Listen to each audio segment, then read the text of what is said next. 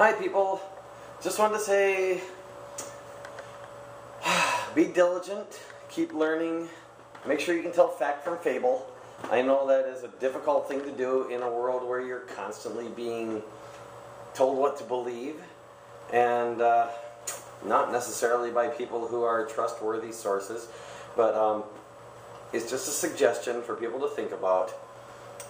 Anything that you have taken as common sense for as long as you can remember, if you have the time to question it, I would suggest doing so, and recognizing the fact that not everything that's considered common sense is actually sensible. It's all common, generally, but very little of it's actually sensible. And also, if you believe things because they came from some religious text and you don't remember actually personally reading them in that religious text, again, I would suggest questioning it. Even if you have read it in that particular religious text, I would still personally recommend questioning it. Ask yourself, not so much is there any truth in the text, but is there anything in the entire text that might be questionable or that might have come from questionable sources. For example, the well-known Christian Bible and variations of the same thing, and it's various translations into different languages, various translations into each of several languages, including English, which there are quite a few translations in. Different compilations, including different books, some with an apocrypha, some without, some with an Old Testament, some without, some with a New Testament, some without, some with a Book of Mormon, some without. Whatever your particular Bible happens to include, ask yourself how it got there, and ask yourself, do you really trust the source that put it there? More to the point, scripture for scripture, line for line, thought for thought, idea for idea. Question everything.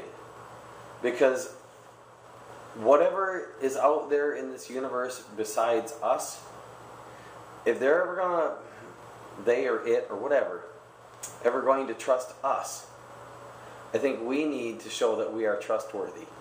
And one human simply taking another human's word for something is not exactly a way of becoming trustworthy. It's just mimicking. We need to do better than that. Also, if we ever want to be able to trust ourselves, and this falls completely outside of the question of beings outside of our known reality or from another planet or whatever, it falls outside of religion and you know, the spirit realm and all this stuff. But it is important to our own future, to our own safety, to our own well-being, to our own development as a people, that we recognize that some of the things that we've been told are true are not necessarily true. And I'm not saying, you know, consider everything you've been told a lie, because you know you've been told things that are true. But the question then is, have you been also made to believe things that are not true? Again, I come back to this idea of voting for someone to keep someone else out. We have been herded like sheep, like cows, like lemmings, to make a point, and you might want to look into that one, by the way, into believing that voting for one person to keep another person out is the exact same thing as voting against the person we were opposing. It is not anywhere near being the exact same thing. As a matter of fact, voting for someone to keep someone else out is keeping everyone out except the one that you're voting for. We have over 30 political parties in this country. Most of them not very well developed. Why?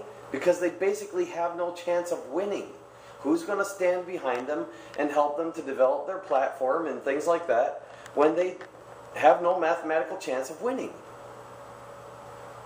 You know, maybe if we want to have some choices, we need to stand up against what's wrong and say, no, I will not treat my vote for someone as a vote against someone else. I'm going to protest instead. Be heard. Make a joyful noise. Do something useful. Just don't just let it happen to you. You deserve better than that. We all do.